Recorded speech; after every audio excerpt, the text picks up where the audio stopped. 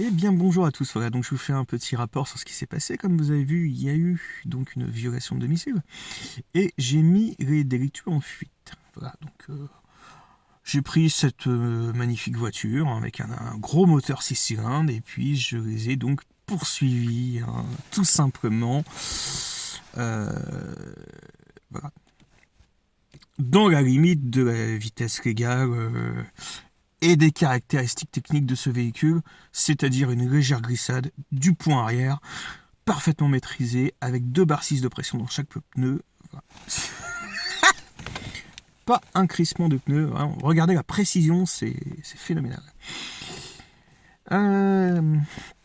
Tout simplement, on se rapproche de ce qui s'est passé avec Bruno Gassio, avec des gens comme Coluche, avec... vous savez, la fameuse histoire des graviers de Coluche, hein, la fameuse histoire des graviers qui est pas mal. Donc je vais vous faire... Ah oui, j'avais une vidéo à vous diffuser justement par rapport à ça, où je résumais intégralement en fait le bouquin qui avait été écrit, donc...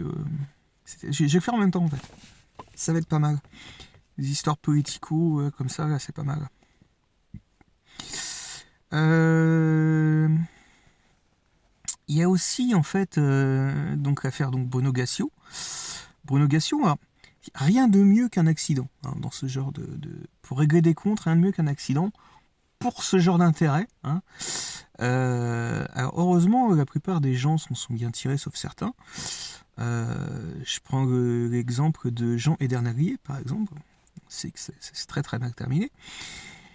Mais il faut être à l'affût. Hein, voilà. Donc je m'étais absenté à peu près 20 minutes. C'est-à-dire que je montais la garde. Et j'avais quand même certains frères hein, qui fait que... Alors moi, tout ce que je vous dis, tout ce qui est bâton, j'ai un frère phénoménal. Donc là, ça perturbe pas, ça rentre pas là, dans les narines. Maintenant, je vous dis, voilà, donc je me suis absenté 20 minutes, j'arrive, et là, je constate que... Ok. Eh bien, voilà. Mais après, il faut arriver à comprendre pourquoi, du comment ça s'est passé, il faut faire sa petite enquête. Donc j'ai identifié les mecs qui sont à côté de Rouen, proximité Rouen, vraiment juste à côté, quoi. J'ai donc prévenu les services de police qui sont intervenus le soir même. Je vais prévenir la justice aussi, parce que vous savez, en fait, ils se rebondissent entre la police, la justice, ouais, ça rebondit hein, sur la responsabilité me concernant de certaines choses. Donc je vais assurer mes arrières, hein, parce que je vous dis, quand ils n'arrivent pas à s'en prendre à vous, ils s'en prennent à des proches. Donc je vais absolument... et là, ça va être vraiment la caractéristique sympa de l'année 2023. C'est ça que je vais vraiment bien me faire comprendre. Ça va être parfaitement explicite. Donc là, cette histoire de violation de domicile, cambriolage, a été tout simplement le stade au-dessus de l'intimidation. Voilà. Là, c'est vraiment la prise directe. C'est clair. Donc réponse, prise directe, réponse directe. C'est aussi simple que ça. Hein. Et là, je vais assurer mes arrières donc en écrivant au tribunal en disant que si la situation devait se reproduire, bien évidemment, tous les moyens de légitime défense seront adaptés. Hein. Ça me paraît évident. Alors, ils sont identifiés. Donc, comme je vous dis, en fait, si la police tarde un peu à agir, il faut que ce soit le procureur, mais à mon avis, le procureur va éventuellement un peu tarder. Enfin, je sais pas, je vais voir, je vais voir. J'aurai peut-être des retours là-dessus. Mais je crois que... faut... Là, sur cette affaire-là, je vous dis, c'est le créneau de temps qui est pas... Des mecs qui traînent, des trucs, ça peut arriver, des ferrailleurs, tout ça, ça peut arriver. Ça peut arriver, ça, on sait.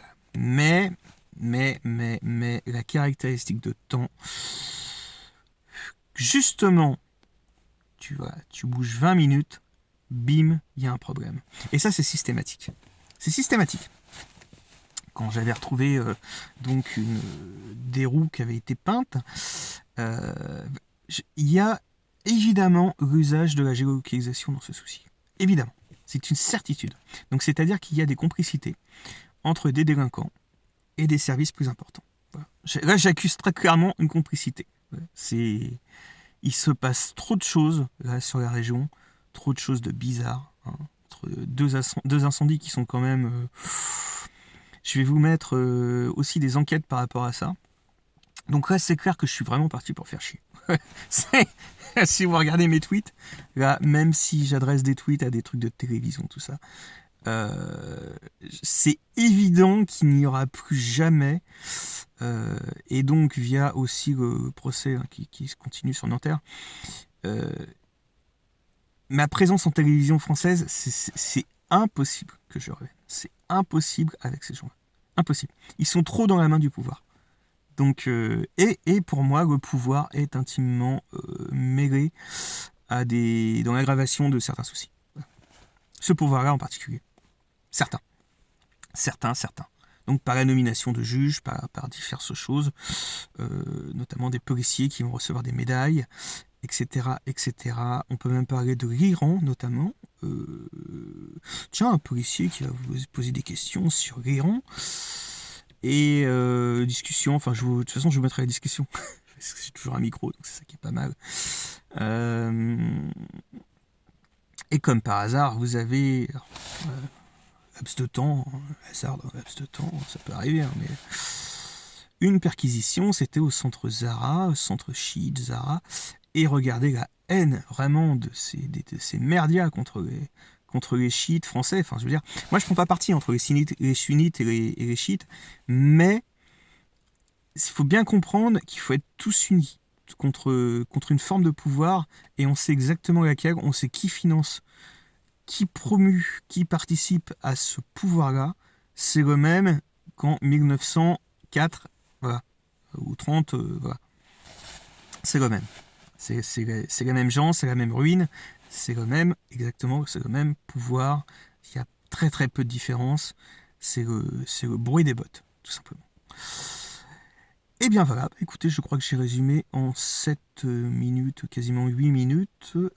Comme je vous dis, donc les prochaines vidéos vont être vraiment mais explicites. Alors, mais vraiment, enfin, je n'aurais pas un prompteur devant moi, mais parce que, ouais, je tiens à garder vraiment un naturel, un direct, un spontané. Enfin, j'adore la spontanéité de mes vidéos.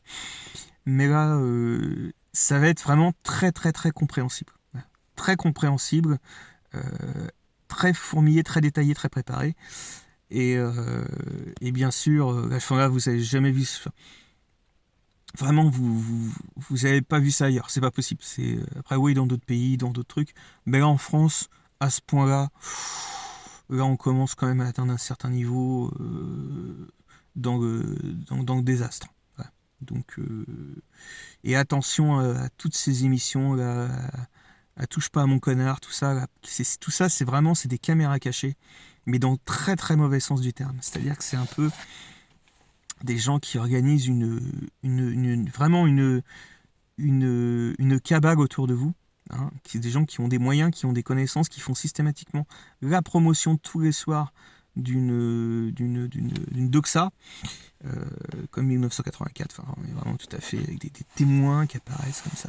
Tous ces gens-là, il faut vraiment les fuir. Il ne faut jamais parler aux médias ou vous en servir dans votre intérêt. C'est-à-dire que si j'avais très prochainement une perquisition frauduleuse, mais autorisée par la justice, mais frauduleuse parce que des preuves sont totalement fausses, hein, il y a des fausses preuves qui ont été utilisées, comme le dossier de Nanterre, hein. Tout est faux, hein, dans les parties adverses. Mais vraiment, quand je vous dis tout est faux, c'est je peux porter plainte pour escroquerie au jugement. Je vais d'ailleurs sûrement le faire. Donc, et en complément, bien sûr, certaines autres choses. Voilà, écoutez, tout simplement, je vous souhaite une bonne journée. Et comme vous avez compris, ce qui s'est passé n'est pas un acte isolé. On est typiquement dans le même genre d'attaque qu'ont connu, donc je vous dis, Edir Nagrier, Bruno Gassio.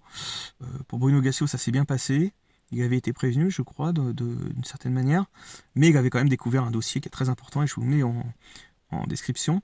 Et je vous dis, pour eux, la meilleure chose qui puisse vous arriver, c'est un accident ou quelque chose qui se rapproche je vous dis d'une cause probable. Voilà. Voilà. Donc je ne crois pas à un cambriolage isolé. Voilà. alors je vais faire l'inventaire, hein, je vais voir exactement si... Alors, au niveau des données, il n'y a aucun problème. Ça, je vous rassure. Là-dessus, il n'y a aucun problème. Et vraiment, je vais m'en servir, mais comme un malade. Vraiment, comme un malade. Là, si c'est ça qui vous fait peur, ah bah, ça n'a pas fini de vous faire peur. Croyez-moi que là, ça va être plein gaz. Bon, voilà.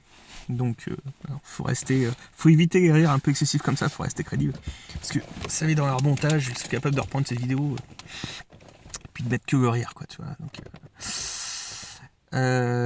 surtout, sauvegardez mes vidéos, hein, les gens qui regardent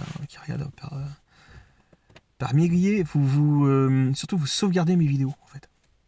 Parce que on ne sait jamais ce qui peut se passer. Là, ça va être vraiment du brutal. On va vraiment rentrer dans l'art, quoi, le truc.